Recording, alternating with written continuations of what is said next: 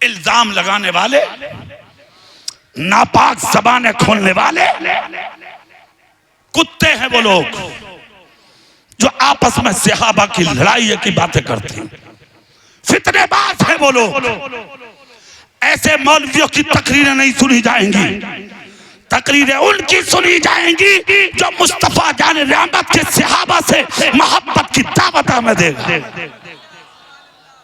जो आला हजरत का गुलाम होगा, उसकी तकरीर सुनी जाएगी, है कि नहीं? अच्छा, एक चीज ये भी है सुनने की, ये जो सारी चीजें हैं ये तुम्हें कहां मिलेंगी?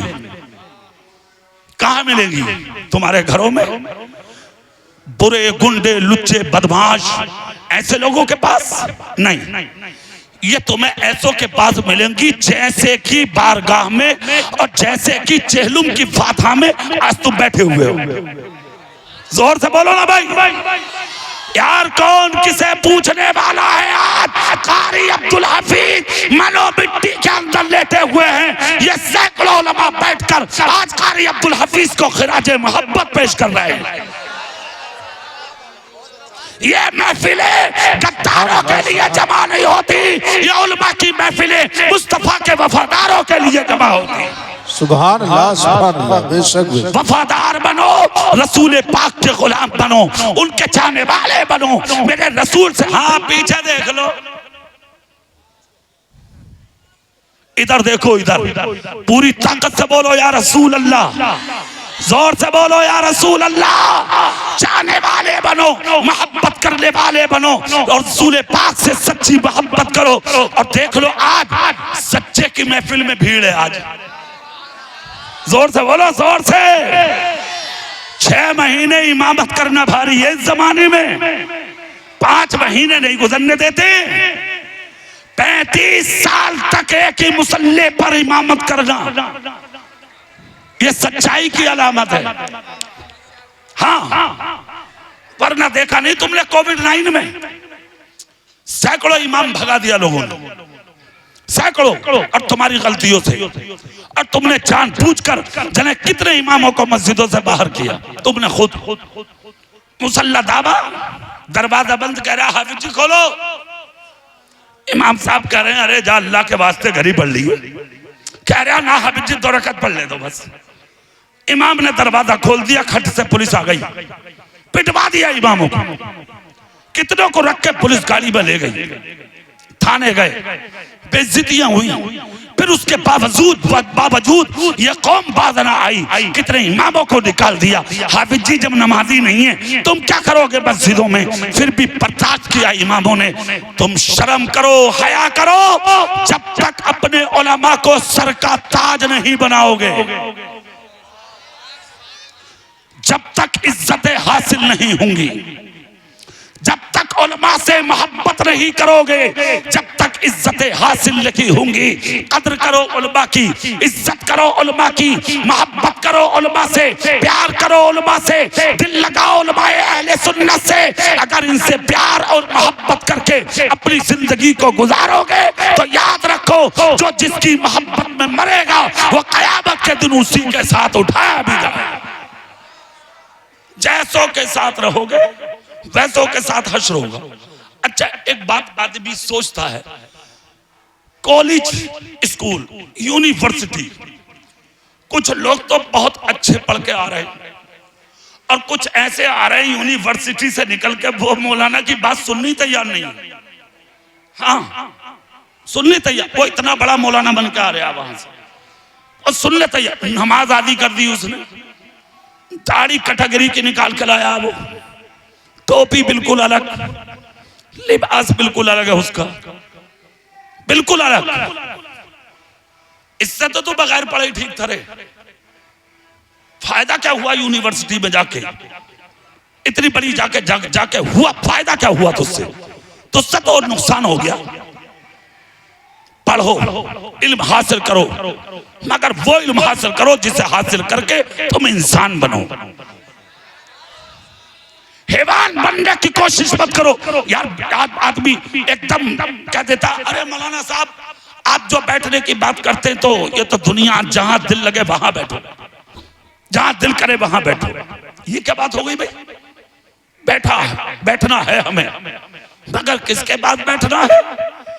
जो जाहिर में भी मुसलमान हो, बातिन में भी मुसलमान हो, हर हाल में सुन्नी हो, बदअकीदा ना हो, मुस्तफा का आशिक हो, वहां बैठना है। और अगर गद्दारों के पास, झूठों के पास, मक्कारों के पास, जालिमों के पास अगर बैठोगे तो फिर याद रखना उन्हीं के साथ उठाए जाओगे, उन्हीं के साथ हश्र होगा, ऐसों के साथ नहीं बैठना।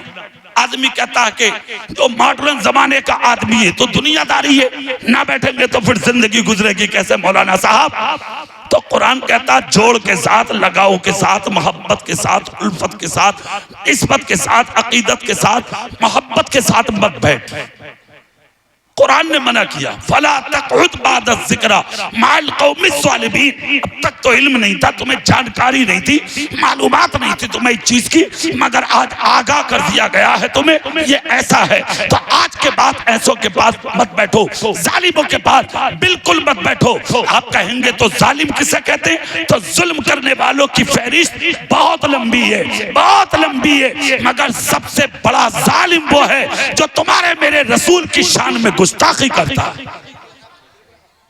उससे बड़ा जालिम कोई नहीं है। किसी भी हाल में जालिमों के पास, झूठों के पास, गद्दारों के पास, मक्कारों के पास, रसूल पाक के गुस्ताखों के पास किसी भी हाल में मत बैठो। अगर बैठना है तो फिर सच्चों के पास बैठो, और अगर बैठोगे तो फिर नुकसान क्या है? अल्लाह के महबूब पैगंबर, उलुल अज़्म पैगंबर, जलीलुल क़द्र पैगंबर, अल्लाह के प्यारे रसूल, अल्लाह के प्यारे नबी, अल्लाह के पैगंबर हजरत नूह अलैहिस्सलाम का सगा बेटा ही तो था कनान, जो बैठा था गैरों में, जालिमों में, इस्लाम के बागियों में, इस्लाम के दुश्मनों में। जानते हो अंजाम क्या हुआ? जब हजरत नूह की कौम पर सैलाब आया, कश्ती तैयार थी, वफादार कश्ती में बैठे थे, निकले थे हजरत नूह कश्ती को लेकर, जैसे ही पीछे मुड़ कर देखा सारी बस्तियां डूबी, शहर डूबे, इलाके डूबे, गांव डूबे, कुछ भी बाकी नहीं था, सिर्फ हजरत नूह अलैहिस्सलाम की कश्ती सलामत थी, इसके अलावा कुछ भी सलामत नहीं था। कुंदरकी वालों जुमला सुनो, हजरत नूह ने नजर उठा के देखा, जहां सब डूब रहे थे वहां हजरत नूह का सगा बेटा भी डूब रहा था। आपने अपने बेटे को जब डूबता देखा, बतक़ाज़े बशरियत, हर बाप के दिल में औलाद का प्यार होता, दर्द होता। औलाद कैसी से ही प्यारी होती है बाप को। कहा बेटे आजा, कहा नहीं आऊंगा, कहा बेटे डूब जाएगा, कहा इतने इतने ऊंचे पहाड़ हैं, इतने इतने ऊंचे दरख्त हैं, इन पर चल के जान बचाऊंगा।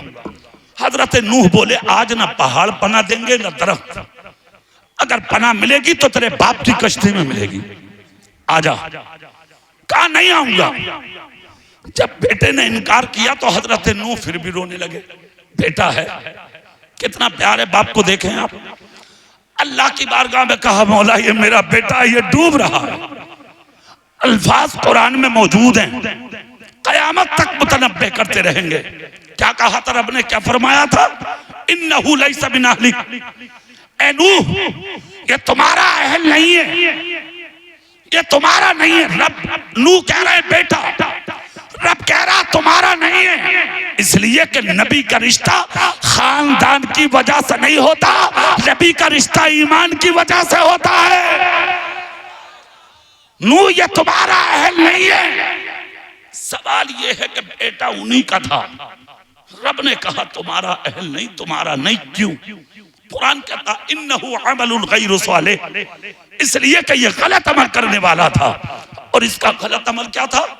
गैरों के साथ बैठता था, गद्दारों में, बागियों में, इस्लाम के दुश्मनों में। एक पैगंबर का बेटा जब गलत लोगों में बैठा, हश्र उन्हीं के साथ हुआ।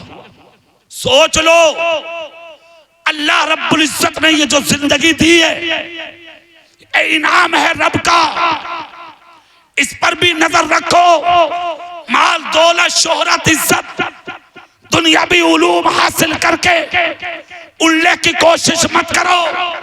अल्लाह ने ये जो कीमती जिंदगी दी है इसे कीमती तोहफा समझकर गुजारो और सुबह शाम अल्लाह के हम्दो सना में, रसूल की तारीफ और तौसीफ में, बुजुर्गों की मोहब्बत में, उलमा की सोबत में अपनी जिंदगी पूरी कर दो ताकि क़यामत के दिन तुम्हारा हश्र भी कारी अब्दुल हफीज जैसे लोगों के साथ हो जाए। अच्छे लोग इंसान की जिंदगी भी अच्छी बना देते हैं और उसकी कब्र व हश्र को भी अच्छा बना देते हैं। ये जो मौका मिला है ना अल्लाह की तरफ से, जो भी सांसें ले रहे हैं ना हम और आप, ये तोहफा है, ये इनाम है हमारे रब का। तो जब ये मौका अल्लाह ने दिया है हमें, तो इस मौके को ज़ाय ना करें, इसे जाने ना दें, अपनी जिंदगी को खूबसूरत बना लें, अच्छा बना लें, अपने बुजुर्गों से प्यार करें, अपने असलाफ से, अपने अजदाद से, अपने आबा से मोहब्बत करके अपनी जिंदगी को पूरा करें। और अल्लाह ने आपकी कुदरती में माशाअल्लाह हजरत क़िबला सैयद नासिर मियाँ साहब जो मुकम्मल सरपरस्ती आपकी फरमाते रहते, वो तो आपके यहाँ हैं। ऐसे लोगों के करीब रहिए, आले रसूल हैं, औलादे रसूल हैं, औलादे गौसे आजम हैं, समझ गए। ऐसे लोगों की सोबत इंसान को बहुत ऊंचा बना देती है, मुमताज बना देती है, अच्छा बना देती है, खूबसूरत बना देती है। अल्लाह ने मौका दिया है आपको, तो इस मौके को बिल्कुल ज़ाय ना करें, अपने हाथों से जाने न दें, बुजुर्गों से मोहब्बत करें। और जो ये काम उलमाए किराम ने आज किया है ये मुबारकबाद के लायक है।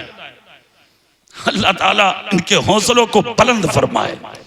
कारी अब्दुल हफीज साहब दुनिया से चले गए, मगर इन उलमा ने आज उनके चेहलूम का इतना बड़ा जलसा करके ये बता दिया, कारी साहब हम आज भी आपके साथ हैं। अल्लाह ताला कारी साहब की बेहिसाब मग़फ़िरत फरमाए, उनके दर्जात में बुलंदी अता फरमाए और पसमंदगान को सब्र अता फरमाए। परवरदिगार आलम इन उलमाए किराम को माशाअल्लाह, हमारे ये पप्पू भाई और जो भी इनके अहबाब हैं उनकी बड़ी मेहनत रही जलसे के लिए। इन उलमा की, हजरत क़िबला सैयद साहब की, अल्लाह ताला सैयद साहब का साया हमारे सरों पर तादीर कायम व दायम रखे, इनकी उम्र में बेपनाह बरकत अता फरमाए। आमीन। व आखिर दावाना अनिल हम्दुलिल्लाहि रब्बिल आलमीन। अस्सलामु अलैकुम।